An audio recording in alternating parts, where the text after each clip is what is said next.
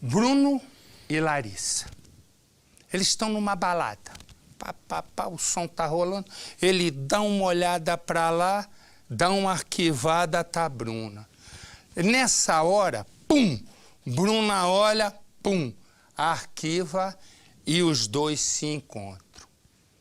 No que os dois, que Bruno e Larissa, não é Bruno, é Bruno, e Larissa se olham e se encontram, começa um amor. Quase um ano. A questão é o seguinte, ela tem ciúme, se passa um passarinho e ele olha, ela pergunta, tá olhando para aqueles, pro passarinho, ela disse, não, só pode ser pra outra mulher. Ela disse, só se for a Mulher Maravilha voando. Porque eu tô olhando pro alto e ela, não, você tá olhando, deve ser para aquele edifício, deve ter alguma mulhertona naquele edifício. Pois bem, chegou uma hora que ele cansou e resolveu terminar. No dia seguinte, ela foi lá e disse para ele, estou grávida. Dá uma parada como grávida. E ela vai na delegacia acusa ele de que ele agredia e que a mandou sequestrar. Ela faz um monte de boletim de ocorrência. Ele vai preso. A primeira ficou 16 dias e, de repente, vai em liberdade. Começa uma história que o irmão dela passa a ser o maior aliado dele. Por quê? Porque pensa alguém que quer atazanar a vida do outro, é ela. Ela que o sufocou com ciúme, de tal maneira que só mostrando a história, porque a história começa assim. Eu não fiz nada com você, você só tá me prejudica, louco? você só acaba com a minha vida. Bruno e Larissa agora vivem como cão e gato, mas nem sempre foi assim. Para, você tá surtando, você precisa de médico. O casal que se conheceu numa balada ficou junto por quase um ano. Período de muito sapeque iaiá. Saudade. Os problemas começaram quando Larissa contou que estava grávida. Eu tenho uma notícia pra te dar. Sério? O que foi? Eu tô grávida. Grávida? Sim. Como assim? Você vai ser pai. Segundo ela, Bruno passou a ser ciumento, passou a agredi-lo. Com medo de perder o bebê, ela registrou um boletim de ocorrência para colocar medo no namorado. Ele me bate todos os dias, eu não aguento mais as agressões dele. Depois que ele descobriu que eu engravidei, o cara endoidou de vez. Bruno acabou preso, 18 dias na cadeia. Eu vou provar pra ela agora. Agora que eu saí, ela me paga. Até que ele conseguiu sair para guardar o julgamento em liberdade. E quando ele sai com uma ideia na cabeça. Provar que não agrediu a namorada e que ela nunca esteve grávida. Sabe quem é a primeira pessoa a ajudar Bruno? O próprio irmão de Larissa. Eu vou te Fiquei 8 ajudar. dias na cadeia, meu. Não, cara, não pode ser assim. Ela tá cara. acabando com a minha vida. Não, ela prejudica todo mundo. Ele vai até a delegacia e avisa que descobriu que a irmã inventou tudo. Que a minha irmã, ela armou tudo isso. Armou tudo isso pra eu ficar na cadeia. Isso não é certo. A polícia começa a pressionar a moça. Quer os exames de gravidez. Aí, Larissa diz que já perdeu o bebê. Eu perdi o bebê. Aquele louco me bateu tanto que eu perdi meu bebê. A história fica ainda mais misteriosa quando Larissa desaparece. 1, 2, 3. 8 horas depois, a moça volta. Diz que foi sequestrada a mando de Bruno. Como assim? Ele mandou 2 bandidos me sequestrar e me levaram pra bem longe. Só que a conversa de Larissa não convence ninguém. Os policiais começam a apertá-la e ela fica sem resposta. Até agora, o mistério continua. Será que ela estava mesmo grávida? Será que Bruno é um monstro ou foi parar na cadeia por uma injustiça? Preste atenção no que essa jovem vai dizer. quando eu terminei com meu ex-namorado, depois eu contar pra ele, em maio, que eu tava grávida. Ele ficou comigo durante um mês, morando comigo na minha casa. Depois disso, a gente teve uma briga, a gente terminou, marcamos um lugar pra se encontrar, terminamos. No dia dessa briga, ele falou assim, que não queria mais nada comigo, que se ele me encontrasse em algum lugar, ele ia me bater.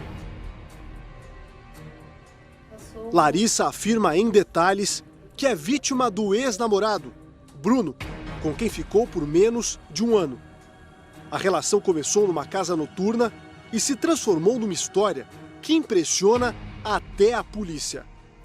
Protegida pela lei, Larissa registrou boletins de ocorrência contra o garoto. Ela apareceu ferida, com cortes na barriga. O jovem até tentou negar, o que não deu certo. Quando o Bruno foi preso, ele foi trazido para cá, o Centro de Detenção Provisória de Pinheiros, que fica em São Paulo. Ficou 18 dias, até o momento em que o advogado de defesa conseguiu um habeas corpus. Mas a decisão não durou muito, porque a garota fez novas denúncias e Bruno foi preso pela segunda vez. Foi trazido de novo para trás destes muros, onde ficou por mais 2 meses consecutivos, até que a família conseguiu reunir elementos para que a justiça concedesse a liberdade provisória. E assim o garoto está, até o dia em que vai acontecer o julgamento.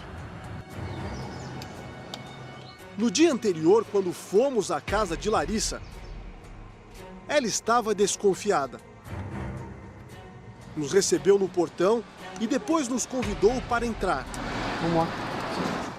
Na sala de casa, gravou só depois de conversar com o advogado. Sentada no sofá, explicou a violência que teria sofrido bem ali. O quarto ataque de Bruno, segundo Larissa, teria ocorrido nesta casa por volta de 1h30 da manhã, quando, segundo ela, ele invadiu depois de pular o muro e descer pelas escadas que dão nos fundos da mesma casa, local em que ela vive hoje com a mãe. Segundo Larissa, naquela madrugada, sentiu um cheiro forte de fumaça e, por uma fresta da janela do próprio quarto, aquela ali, viu fogo aqui do lado de fora. A garota correu para a cozinha, que dá naquela porta, para tentar apagar o fogo que queimava esses cobertores que ficam aqui por conta dos cães. Foi no instante em que, segundo ela, Bruno, que estava escondido naquele canto, a teria atacado com uma faca. A jovem contou que não teve como se defender e foi arremessada no chão da cozinha. E que o rapaz correu por toda a casa até chegar a este quarto, onde dormia a mãe dela. Segundo Larissa, o rapaz, o Bruno, teria jogado uma garrafa em direção à ex-sogra, que teria acordado num susto tremendo. Depois disso, Bruno desapareceu e a garota conta que ligou para a polícia e chegou logo em seguida. A jovem de 18 anos acreditava naquele instante que Bruno ainda estava preso. Segura da própria versão, falou mais. Provas ele não tem, porque ele não tem como, não tem ninguém que fale que estava com ele no dia, não tem ninguém que viu, ao contrário, até porque quando a gente vai fazer alguma coisa, a gente não chama uma pessoa para ir junto e testemunhar aquilo. A garota contou que foi surpreendida pelo ex-namorado outras 2 vezes, bem aqui, na rua em que morava com a mãe, e que tudo teria acontecido em plena luz do dia. Era tarde em ambas as situações em que Bruno estaria aguardando no meio da rua e que teria, segundo Larissa, usado um estilete ou uma faca pequena para cortá-la, também nas 2 situações. Que ela teria sido resgatada em seguida por ambulâncias dos bombeiros. O problema é que a família do rapaz e ele mesmo negam tudo. Dizem que todas as situações são uma grande fantasia, que Larissa está mentindo para a polícia e para a justiça para se vingar do ex-namorado. Pagando por uma coisa que ele nunca fez. Na casa da família de Bruno, sentamos frente a frente com o pai do garoto. Eu tô vendo que isso aqui é coisa armada. Eu vou tentar correr para vocês com o inquérito, para fechar o inquérito antes de pegar o recesso, porque até isso ela fez de caso pensado. Ela posta no Facebook. falta 8 dias, falta 5 dias, falta 6 dias, vem logo o recesso. Se você vê o que ela faz, eu tenho 300 folhas para mostrar para vocês do que ela faz de... Só que só quem não quis ver até isso agora foi a juíza. Faz uma semana que Bruno deixou a cadeia. Da primeira vez foi, acho que, um dos piores dias. Porque fiquei numa cela trancada, num corrozinho que não dava nem para se mexer. E a hora não passava. E não vinha advogado falar comigo assim, não vinha meu pai. Chegou uma hora que bateu o desespero. Ele está com a família e tem evitado até sair de casa. O jovem nega ter agredido ou ameaçado a ex-namorada. Larissa dizia estar grávida. No dia seguinte, na segunda-feira, ela falou que estava grávida. Aí logo de início eu não acreditei, né? Porque até então eu nunca vi ela passando mal nem nada, nunca... E ela se cuidava, tomava remédio e tudo, aí eu terminei com ela num dia, no outro ela aparece grávida. Aí desde então eu não acreditei. Foi esse papel que a jovem entregou para a família. Uma espécie de atestado, feito em uma suposta clínica do trabalho que não exibe sequer endereço. O nome do médico que assina não é legível. A situação de Larissa pode se agravar ainda mais, porque as amigas, além de confirmarem para a nossa equipe, também deram depoimento para a polícia e disseram exatamente onde a garota conseguiu o atestado que comprovaria a suposta gravidez. Foi bem aqui, no Largo 13 de Maio, na zona sul de São Paulo. Não há como ser discreto com uma câmera ligada. Ainda assim, flagramos ambulantes com anúncios de atestados que estão à venda para todo mundo ver. Há os que tentam esconder, mas não são tão rápidos. Esta garota morou com Larissa. Chegou a acreditar na amiga logo no começo, mas, segundo ela, as mentiras cresceram de tal forma que fugiram do controle. E você viu mais de uma vez ela menstruada? Sim, claro. Mais de uma vez. Ela não sentia nada. Ela é uma pessoa assim, você viu que ela é gordinha, né? Então a barriga dela tendência era crescer. Não crescia, não sentia enjoo, não sentia nada. Aí fiquei sabendo lá que ela comprou atestado de gestação. O caso foi registrado inicialmente neste distrito policial que está no mesmo bairro da casa de Bruno. Mas o processo corre paralelo em outra delegacia longe daqui. Isso porque, segundo a polícia, a jovem Larissa registrou pelo menos 5 boletins de ocorrência contra o ex-namorado em lugares diferentes. O fato é que fontes da polícia confirmaram que os depoimentos da jovem são contraditórios. Além disso, depoimentos de amigos estão colocando a jovem contra a parede. E tudo leva a crer que num espaço curto de tempo, ela, que era a vítima, pode se transformar em acusada. E o garoto, que até então chegou a até ser preso, pode virar a vítima da história. O depoimento dado pelo irmão de Larissa foi determinante para a justiça autorizar a soltura de Bruno. Eu já vi minha mãe e minha irmã articulando as coisas e, como eu posso dizer assim, ser bem ensaiado. A minha mãe, ela é um tipo de um peão, uma marionete. No xadrez, ela é a peça mais baixa do xadrez, ela tem que ser um peão. Ela não tem capacidade de criar uma coisa nova. O advogado da família do garoto explica que os ferimentos são outras provas que complicam a versão da ex-namorada. As lesões que são apresentadas até o momento, elas são características de lesões que são auto-infligidas, ou seja, são provocadas pela própria vítima. A gente fala isso porque as lesões se apresentam de forma simétrica, em arranjos paralelos, tem um traço contínuo. Então a gente tem a convicção que depois, se for feito um exame complementar, o perito vai descrever justamente isso. Na internet, Larissa chegou a publicar fotos de ultrassons. Chamou a atenção da família e também da polícia notar que não há clareza nos detalhes, que o nome dela não aparece e que os tamanhos do feto são diferentes. Você disse que perdeu a criança. Perdi. Larissa mantém a versão. Diz que perdeu o bebê. Eu fiquei mais de 20 dias sem sair de cima de uma cama, porque eu não podia andar para os pontos não estourarem nem nada. E eu também fiquei muito traumatizada, eu não saía para nada mesmo. Então eu não tinha vontade de ir no hospital e fazer pré-natal, não tinha vontade de fazer uma ultrassom para saber se estava bem ou não. Depois do que aconteceu, eu não tinha mais vontade para nada. Você me disse que perdeu a criança com 5 meses. Com 5 meses.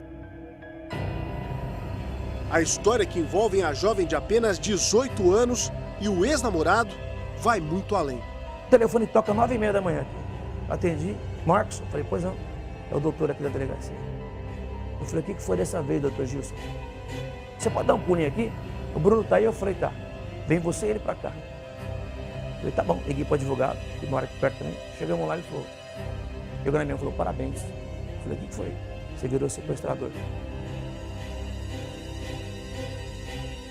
Falei, como assim? O delegado falou pra mim. Falou, a menina tá com a mãe dela aqui na sala, ela tá dizendo que ela foi sequestrada sábado, porque ela já sabia da soltura dele. Que ela foi sequestrada sábado, e ela disse aqui no boletim de ocorrência de sequestro, avisa pro Marcos e pro Bruno que o sequestro tá pronto. Veja o que ela disse. Do jeito que eu fui pega na rua, colocaram um saco na minha cabeça, eu provavelmente, acho que eu fui dormindo até o cativeiro. Quando chegou lá no cativeiro, eu só lembro dessa cena que eu tô aqui. Eu tava sentada com a mão amarrada pra trás e o saco na minha cabeça. Ninguém falava nada? Eu perguntei assim, onde eu tava. E eu tava chorando, eu perguntei onde eu tava. A única palavra que falaram, você não faz perguntas. E aí eu escutei uma voz bem de longe, do meu lado direito, falando assim, já avisaram pra eles, pro Marcos e pro Bruno, que a gente pegou ela? E no sequestro eu tava em casa. Só que isso a justiça não investigou nada, preferiu me prender para depois investigar, né? A sequência final do suposto sequestro, que foi apontada por Larissa à polícia e também às amigas, teria acontecido aqui. É um ponto em que existe um pequeno córrego. Foi neste local que ela contou para as amigas que teria sido amarrada e amordaçada. E logo depois, abandonada pelos bandidos. Por telefone, uma amiga que o ex-casal tem em comum conta para Bruno que tudo foi uma farsa. Ela mesma estava mandando mensagem para a mãe dela se auto-ameaçando, entendeu?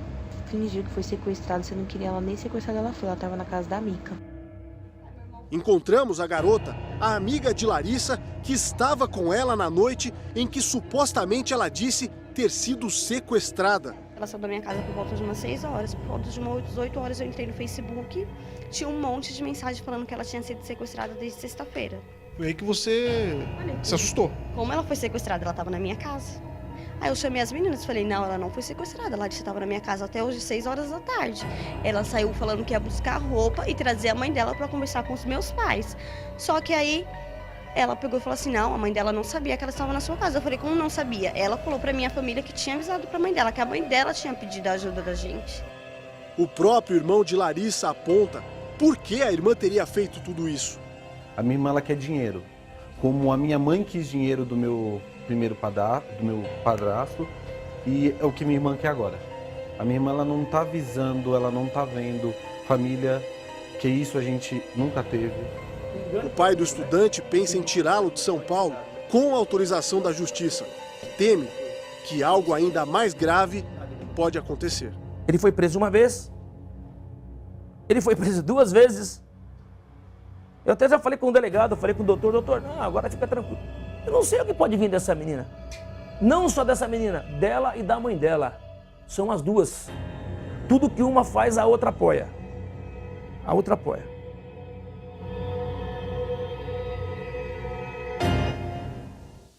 Eu vou dizer uma coisa. Para esse rapaz, a se confirmar que o cara já entrou 2 vezes, é difícil, hein? Crime desse tipo, o sujeito parar na cadeia. Ele já parou 2 vezes. Para ele, só tem uma solução na vida dele para ele provar isso. Ele saindo da cidade. Mas como é que ele vai sair da cidade sem uma ordem judicial? Só se ele conseguir, enfim. Capitão Nascimento tem as informações sobre o lesco-lesco do rapaz. Diga lá. Diga, capitão. Marcelo, nós conversamos com o pai dele, com o Marcos. Ele avisou que já conseguiu na justiça a autorização para que o Bruno saia do estado. O medo dele, além do medo da Larissa chegar perto do filho dele, é que outras pessoas, vendo a denúncia dela, tentem agredi-lo, mesmo sem saber a verdade. Agora, quanto a Larissa, o delegado informou que vai chamá-la para que ela preste um novo depoimento, porque algumas coisas não ficaram esclarecidas no depoimento dela, principalmente quando ela contou que havia sido sequestrada, Marcelo. Ah, é? E deixa eu falar uma coisa. Ele pediu à justiça para ir para outra cidade ou não? Segundo o pai, eu conversei com o pai, ele pediu autorização na justiça e a justiça concedeu. Ah, eu duvido. Quer dizer, vai ter que botar uma tornozeleira eletrônica, não é isso? Isso, exatamente. Segundo o pai, ele está com a tornozeleira eletrônica. Ele só não quis informar o estado para que ele foi por conta da segurança dele, Marcelo. Olha aí. Então, vai vendo. Só tem esse jeito. Porque se ele ficar lá, se a mocinha, né? Se a mocinha continuar essa perseguição, aí não tem jeito. A única solução que ele pode ter é se distanciar, né? Por livre e espontânea vontade, mas para isso tem que a justiça autorizar. E a justiça, estão me dizendo aqui, tem um negócio aqui que fala no meu ouvido, é a voz do além. Tem 2 além aqui, 2 além. Eu que escuto aqui e o dali. Aí, depois eu quero falar uma pergunta para você. Resumo, ele tem que conseguir autorização. Na justiça já conseguiu, vai se mudar e vai ter que usar tornozeleira eletrônica. Aí, digamos, ele foi preso 2 vezes. Confirmando que ele não tem culpa nenhuma, ele vai meter uma ação nela. Mas se eu sou ele, eu meti uma ação também contra o Estado. Né? Porque ninguém pode ser preso 2 vezes sem ter culpa de nada. E tudo está levando a crer, a polícia, que ele não tem culpa de nada. Por falar em Além, você foi ver de novo os 10 Mandamentos, me falaram? Claro, um dos melhores filmes que eu vi na vida. Foi a 2ª vez e vou ver uma 3ª ainda. Tô vidrado nos 10 Mandamentos. Tá querendo puxar o saco, porque o filme é daqui. Tá querendo, só como o filme, 10 Mandamentos o filme. Vem da novela Os 10 Mandamentos, é mentira, não fui, duvido. Tá mentindo, quer puxar o saco. Tá em época de renovar contrato, não tá? Não, eu gostei, apreciei, mãe. Tá na época de renovar contrato, tá querendo puxar o saco. Meu contrato é longo, o Douglas Tavolaro me ama. Soubesse, rapaz, se não sou eu, onde ele já tinha te colocado, ele queria te mandar para fazer o quê? Não. O primeiro egípcio a entrar no mar quando o mar fechou. Era a ideia dele. Você sabe que ele é o produtor executivo do filme. Tá bom, o problema é o filme, eu tô falando do filme. Mas eu dei uma sugestão para ele. Não tem que dar de quê? 11ª praga. Você. Pois bem, e o filme tá lotando. Ele pensou que fosse Ben-Hur. Quando ele foi ver comigo, colocaram a gente para ver o filme da sala do Egito. Os bacanas foram para a sala dos Hebreus. Nós fomos para a sala do Egito. Esse aqui estava tão atento, estava tão perto para ver o filme. A gente foi parar tão longe, mas tão longe, que eu quase fui assistir Mazarop, porque eu pensei que fosse outro cinema. Esse aqui disse assim, é bom esse Ben-Hur, hein? Eu digo, Percival, o filme são os 10 Mandamentos, Percival. E ele disse, sabe o que é pra mim? Ele disse assim, não é Ben-Hur? Eu digo, não. Ele disse, E dormiu. Mas vamos lá. Pum, fui. Pensa no seguinte, um homem... Essa mulher sofre.